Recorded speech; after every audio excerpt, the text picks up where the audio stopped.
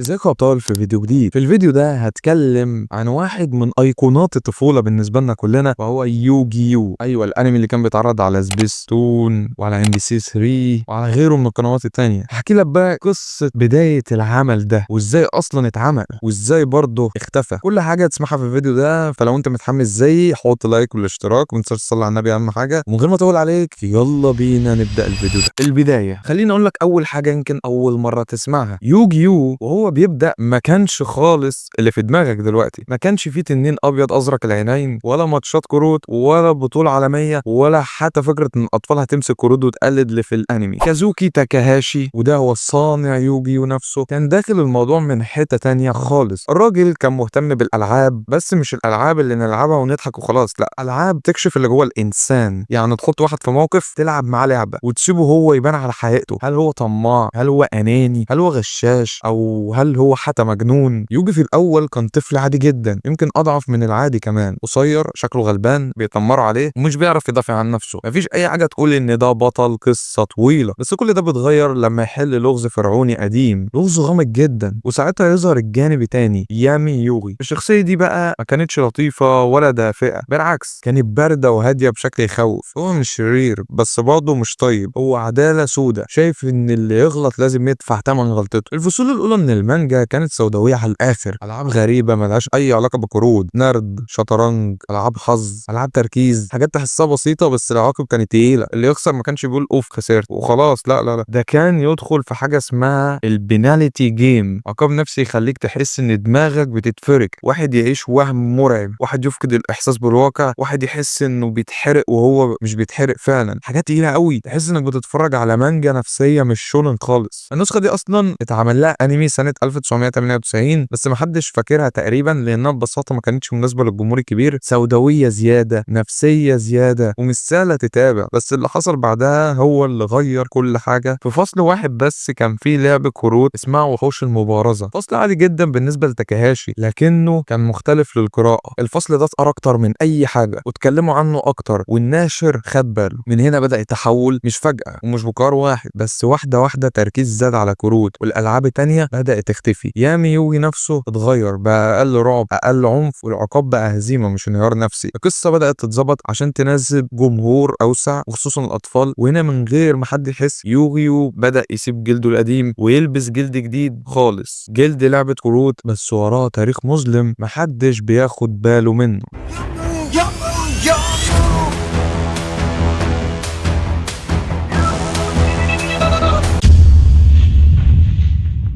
بعد ما موضوع وحوش المبارزه شد الناس، الدنيا ما اتقلبتش في يوم وليله، بس الاتجاه بقى واضح. تاكاهاشي كان شايف ان قصته تتغير، بس ما كانش عنده مانع قوي في الاول، لان في الاخر المانجا كانت لسه تنجح وده اللي يهم اي مؤلف في المرحله دي. بس الفرق ان اللعب بقى اقل نفسيه واكتر فرجه، بقى في مواجهات اطول، استراتيجيات، شخصيات جديده، هدفه الوحيد انها تكسب مش تعاقب. الناشر بقى شايف كنز، لعبه كروت ينفع تتشرح، تتكرر وتتباع، مش فكره فلسفيه صعبة، لا، حاجة أي طفل يفهمها. وهنا بدأت الضغوط الخفيفة، مش ضغط مباشر بس توجيه. ركز هنا، وسع اللعبة دي، خليها محور القصة. واحدة واحدة الألعاب التانية اختفت تقريبا وبقى العالم كله داير حوالين مبارزات الكروت. في نفس الوقت فكرة يامي يوغي نفسها بدأت تتلم. الشخصية اللي كانت في الأول أقرب لجلاد بقى لازم تبقى بطل التلفزيون، ما يستحملش طفل صغير يتعاقب نفسيا ويتدمر قدام الشاشة. فالعقاب اتحول لحاجة رمزية، خسرت خلاص انتهى الدور، مفيش جنان، مفيش رعب، مفيش سوداويه تقيله زي الاول. ده مش معناه ان القصه بقت ضعيفه، بس بقت انضف وانعم، يعني عشان تناسب الجمهور. وهنا دخل كونامي على الخط. الشركه كانت اصلا شغاله في الالعاب، ولما شافت فكره وحوش المبارزه قالت ليه لا، ليه ما تبقاش لعبه حقيقيه، نفس كروت، نفس قواعد، ونخلي الاطفال تعيش اللي في الانمي جوه اللعبه. الفكره كانت بسيطه بس عبقريه، الانمي يروج للعبه واللعبه ترجع تروج للانمي، دايره مقفوله. مع الوقت القصه نفسها بدات تخدم اللعبه، قوانين الكروت اتظبطت، انواع جديده اتضافت، وحوش اقوى، كارت اندر، ومواجهات اطول. كل ده مش عشوائي، كله معمول عشان ينفع يتحول لمنتج. وهنا بقى في فرق واضح بين يوجيو اللي بدأ ويوجيو اللي الناس عرفته. رغم كده في العمق لسه في بقيه من النسخ القديمه، نظرات يامي يوغي، صمته، احساس انه مش انسان عادي. الحاجات دي كانت لسه موجوده بس متغلفه كده زي حاجه مظلمه مستخبيه تحت طبقه ملونه ومبهجه. وده يمكن سر ان يوجيو فضل عايش كل السنين دي، لان مش مجرد لعب كروت، هو حاجه بدأت من مكان اعمق بكتير. واول ما يوجيو بدأ بدأ ينجح جوه اليابان، كان طبيعي ان حد يفكر طب ما نطلعه بره. وهنا بقى بدأت مرحلة مختلفة خالص، مرحلة ان العمل ده لازم يتغير عشان يعرف يعيش عالميا، لان اللي كان ينفع في مانجا ياباني مش شرط ينفع في تلفزيون اطفال في امريكا اوروبا. فالقصة تاخدت واتفلترت، واول حاجة اتشالت كانت الحدة، اي حاجة سوداوية زيادة، اي نظرة طويلة، اي احساس ان في تهديد حقيقي، كله اتخفف، مش اتشال مرة واحدة بس اتقص حتة حتة. العقاب النفسي اللي كان اساس الشخصية في الاول بقى مجرد خسارة ماتش، يعني بدل ما الخصم يتهز نفسيا لا هو بس خسر وراح، وده فرق كبير جدا. ياما يوجي او يوجي الظلام نفسه اتغير، بقى اقل غموض، اقل خوف، واقرب للبطل الشهم كده، الشخص اللي دايما عنده اجابة ودايما بينتصر بطريقة نظيفة. النسخة القديمة كانت تحس انك مش ضامنها، ممكن تعمل اي حاجة. النسخة الجديدة بقى لازم تبقى قدوة، وده طبيعي لان الجمهور اتغير. حتى الحوارات نفسها اتعدلت، في جمل اتشالت، في معاني اتبسطت، وفي حاجات اتغير معناها اصلا. النسخ المدبلجة كانت بتحاول تخلي كل حاجة امنة، مفيش موت بقى، مفيش دم، مفيش رعب، كله بقى رياضة، تنافس، ومليان حماس. وده خلى يوجي يبقى حاجة ينفع تتذاع كل يوم من غير مشاكل. بس في نفس الوقت الانتشار ده عمل حاجة تانية، خلى يوجي يبقى ظاهرة الأطفال في كل حتة، بقوا يعرفوه كروت، يقلدوا المبرزات، ويحفظوا أسماء الوحوش. وده خلى التركيز يزيد أكتر وأكتر على لعبة الكروت نفسها مش القصة. يعني لو سألت حد يوجي عن إيه هيقول لك لعبة كروت، مش لغز فرعوني ولا عدالة ولا نفسية ولا أي حاجة. وده انعكاس على كل حاجة بعد كده، المواسم الجديدة، الشخصيات الجديدة، حتى شكل المواجهات بقى فيه دايما حاجة أعلى، أقوى، أندر. وكل ده بيخدم فكرة إن اللعبة لازم تفضل شغالة، مطورة ومغرية. القصة بقت وسيلة مش غاية. وبرغم كل التغييرات دي في ناس كتير كانت حاسة إن في حاجة ناقصة، إن في روح اتخفت مش اتلغت بس اتحجبت. وده اللي خلى النسخة الكلاسيكية تفضل محفورة في دماغ ناس كتير، حتى لو اتفرجوا بعدها على جي اكس و5 دي وغيرهم، لأن الكلاسيك كان لسه شايل آثار النسخة القديمة، حتى هو بيحاول يبقى نضيف ومناسب. قايبة بقى قصة لوحده، لأن الشخصية دي تقريبا ما كانتش هتبقى بالشكل ده لولا التحول اللي حصل ليوجيو في الأول خالص. قايبة كان مجرد خصم غني متكبر شايف نفسه فوق كله، وبيستخدم الفلوس والسلطة عشان يكسب شخصية مكروهة شوية ومفيش عمق كبير. بس مع الوقت ومع تركيز القصة على الكروت، قايبة اتحول من خصم عادل أيقونة. اللي حصل إن قايبة كان أنسب شخصية تمثل لعبة الكروت نفسها. هو مهووس بالفوز، مهووس بالقوة، مهووس إنه يبقى رقم واحد، وده بالظبط اللي أي لعبة تنافسية محتاجاه. يوجي كان البطل المثالي الأخلاقي اللي دايما يكسب بالصح. قايبة بقى الوجه تاني اللي يقول لك لا أنا هكسب عشان أنا الأقوى مش عشان أنا صح. ومع دخول كونامي في الصورة الشخصية دي بدأت تتلم وتتظبط أكتر. تنين أبيض بقى رمز، كارت نادر قوي شكله مميز وسهل يتحفظ. فكرة إن قايبة يمتلك 3 نسخ منه أصلا معمولة عشان تحسسك بالندرة والقيمة، ده مش تفصيلة قصصية بس، ده تسويق مباشر من غير ما تحس أصلا. قايبة كمان كان مناسب جدا للعالمية، شخصيته مفهومة في أي حتة، رجل أعمال صغير عنده شركة، عنده طموح، شايف نفسه فوق كله ومش بيحب يخسر. النوع ده من الشخصيات بيعيش. عشان كده حتى لما القصة كانت بتهدى أو تتغير قايبة فضل ثابت، مش بيتغير، قوي، مش بيتعلم دروس كتير، هو كده وخلاص. اللطيف بقى ان رغم كل ده الشخصيه ما بقتش كرتونيه، فضل فيها جانب انساني، علاقته باخوه، عناده، رفضه لاي حاجه غيابيه. قايبه حرفيا بيحارب فكره ان يوجي عنده قوه فرعونيه، هو عايز كل حاجه تبقى منطق وحسابات، ارقام، كروت. وده خلاه يمثل خط مختلف عن يوجي، وهو خط واقعي كده شويه. ومع الوقت قايبه بقى مش بس خصم، بقى عنصر اساسي. اي بطوله من غيره ناقصه، اي صراع من غيره وجوده ملوش طعم. وده خلى الشخصيات تكبر اكتر من حجمها طبيعي، بقى ليها العاب وطاقات خاصه وحضور دايما في اي حاجه لها علاقه بيوجي. وفي اللحظه اللي كونامي قررت تنزل لعبه الكروت على ارض الواقع، يوغيو خرج رسميا من كونه قصه وتحول لظاهره.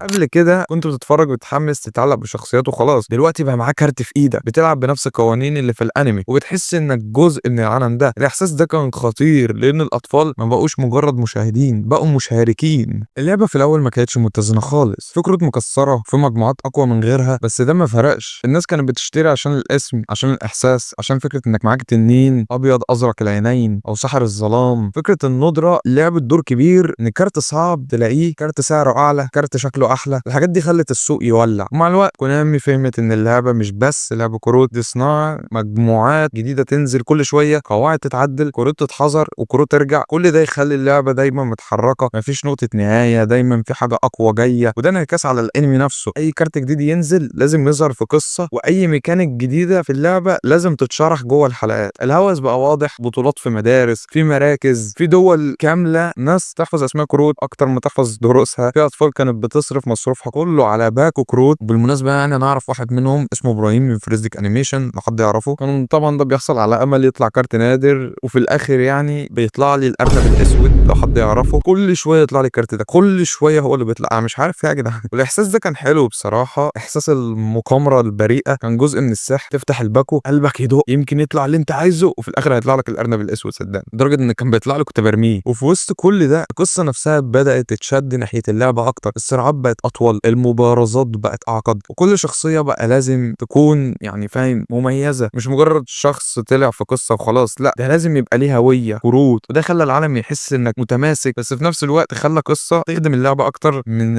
اللعبه تخدم القصه. وبرغم النجاح الجنوني ده، في ناس كانت حاسه ان في حاجه غريبه، ان الانمي بقى اعلان طويل. بس الغريب ان الاعلان كان ممتع، الناس كانت راضيه لانهم بياخدوا متعه فعليه مش مجرد دعايه فاضيه. وده يمكن سر نجاح يوجيو عن غيره من اعمال كتير حاولت تعمل نفس الحركه وفشلت. بعد ما كلاسيك خلص وحقق نجاح ضخم، كان في سؤال واضح: نكمل ازاي؟ لانك وصلت بسقف عالي جدا. يوجي خلص رحلته، كايبا خد مساحته، لعبه الكروت بقت مستقره، والاسم بقى تقيل. فالحل ما كانش انك تعيد نفس قصه، لان التكرار كان هيقتلها. هنا جه قرار جريء: نسيب يوجي نفسه ونكمل بالعالم. جي اكس كانت اول تجربه في الاتجاه ده. عالم يوجيو لسه موجود، نفس الكروت تقريبا، نفس القوانين الاساسيه، بس شخصيات جديده خالص، مدرسه طلبه واحلام بسيطه. في الاول الاحساس العام بقى اخف، اقل دراما، اقل سوداويه، واقرب للجو المرح. كان السلسله بتقول احنا عارفين ان جمهورنا كبر، بس في اطفال جداد داخلين ولازم نبدا معاهم من الاول. وده خلى ناس كتير تحس بغرابه. في ناس قالت فين يوجي، فين كايبا، فين التقل. بس في نفس الوقت في جمهور تاني اتشد، لان جي اكس كانت اسهل، ادفى، ومليانه شخصيات دمها خفيف على فكره. ومع الوقت السلسله نفسها بدات تكبر وتغمق شويه، كانها بتكرر اللي حصل مع كلاسيك بس بنسخه اهدى. بعدها جه 5 دي اس، قلب الترابيزه فجاه. دخلنا عالم اكتر جديه، مدن مقسومه، طبقات اجتماعيه، سباقات، وسرعه الكروت نفسها اتغيرت. فكره السايد شرو ظهرت، واللعبه دخلت مرحله اعقد. الاحساس العام كان ان يوجيو رجع يكبر مع جمهوره اللي كبر، وده خلى ناس كتير تعتبر 5 دي اس من احسن الاجزاء. المهم هنا ان يوجيو اثبت انه مش مربوط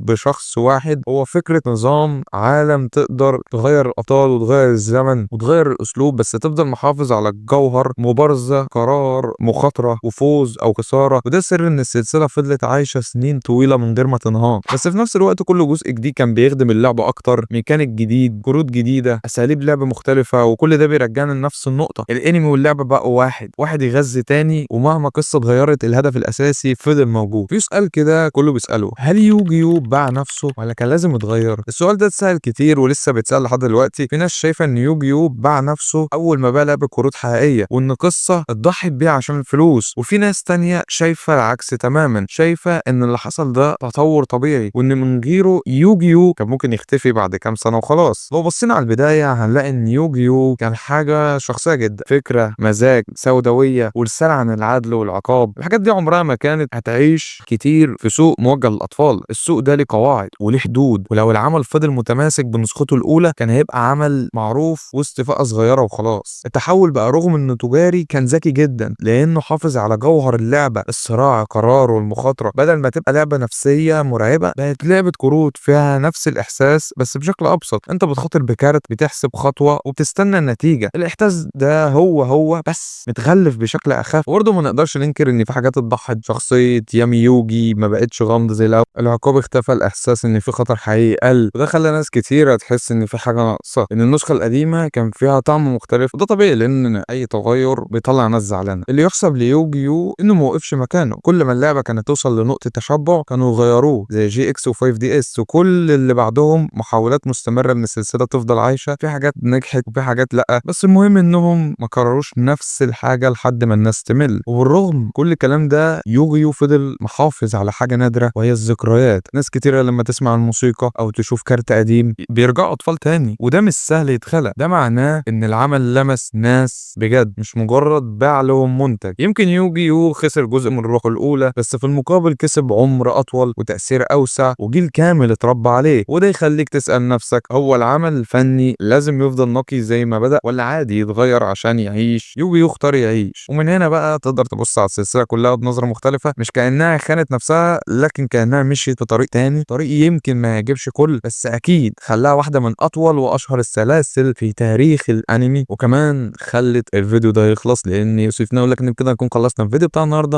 ما تنساش اللايك والاشتراك والحاجات اللي بتدعم الفيديو جدا. صلى على النبي. عايز تقول لي حاجه انزل قولها تحت في الكومنتات. بحفظ الله.